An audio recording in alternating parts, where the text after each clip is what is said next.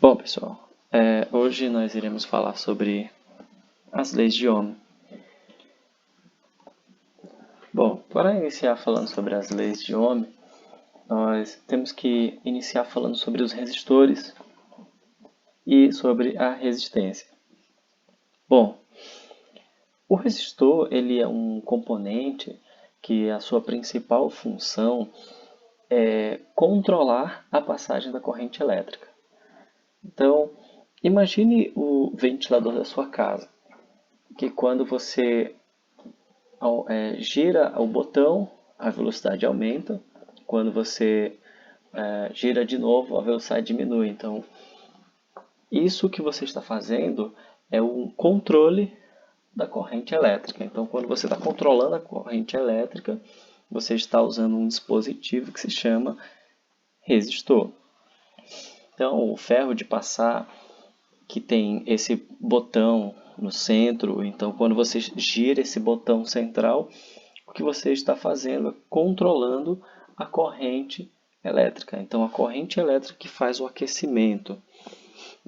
Então, vamos pensar assim, se você aumenta a resistência, então você vai diminuir a corrente.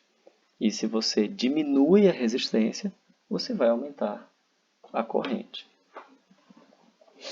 Bom, então o resistor é o componente e a resistência é a dificuldade que o resistor apresenta à passagem da corrente elétrica. Bom, a unidade de medida que nós utilizaremos para resistência elétrica é chamada de ohm. E o símbolo é essa letra grega que é o ômega.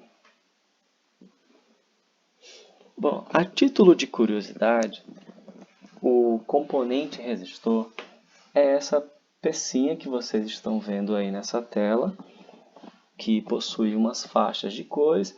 Então, essas faixas são para designar o valor do resistor. Então, por exemplo, se você vai numa loja de acessórios eletrônicos e vai comprar um resistor, esse resistor será identificado por essas cores. E essas cores elas possuem valores. Certo? Então, aqui eu tenho uma tabela.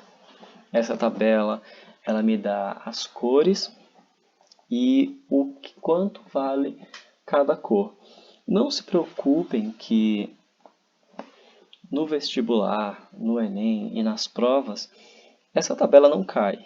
Isso é para conhecimento técnico e a título de curiosidade, mas nada disso vai ter tanto valor em uma prova de vestibular.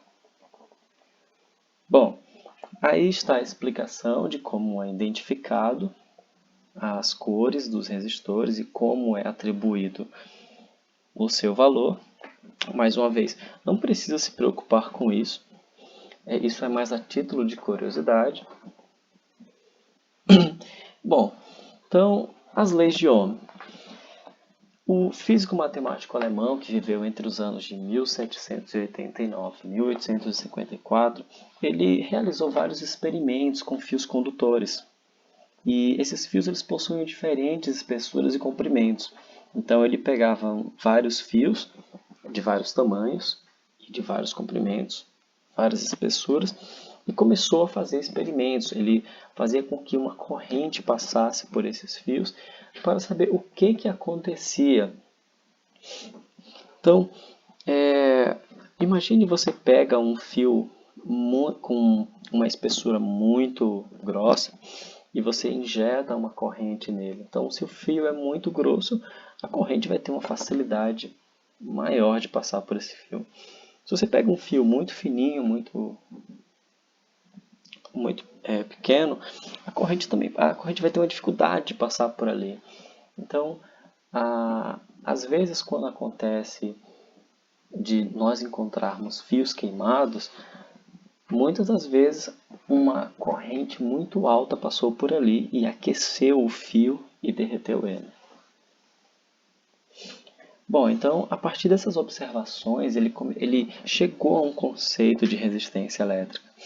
E aí, em 1827, ele publicou o resultado daquele que se tornou seu mais importante trabalho, o circuito galvânico. Para se aprofundar mais, eu deixei o link aí, caso vocês queiram obter mais detalhes. Bom, então esta é a primeira lei de Ohm.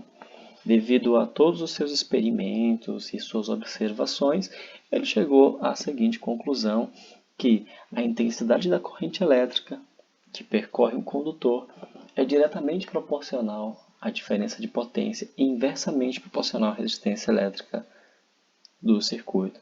Então vocês têm aí uma pequena equação, onde R é a resistência, U é a diferença de potencial, ou a tensão elétrica, ou a voltagem, e o I é a corrente elétrica.